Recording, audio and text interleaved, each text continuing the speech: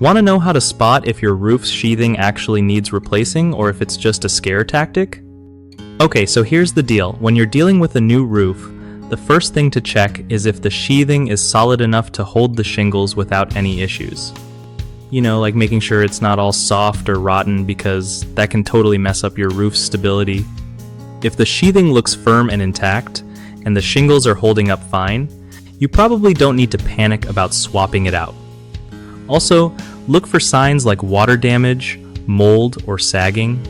Those are red flags that mean you might need new sheathing.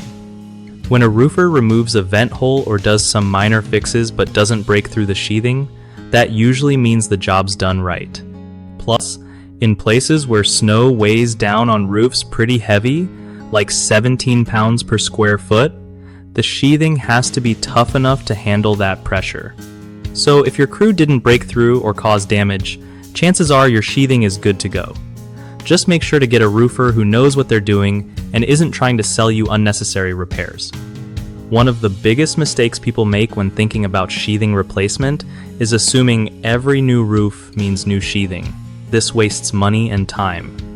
Another common error is ignoring small signs of damage, like minor leaks, thinking they won't get worse, which can lead to bigger problems later on that actually require sheathing replacement. The third mistake is hiring a contractor who isn't familiar with local building codes, especially in snowy areas where roofs must support heavy loads. This can lead to unsafe roofs or unnecessary work.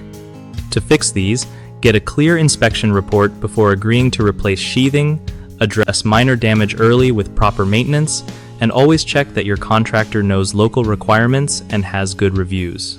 BigHomeProjects.com makes it super easy for homeowners to find trustworthy local contractors who know their stuff about roofing and sheathing. For contractors, it's a solid way to connect with people who actually need their skills without wasting time chasing leads.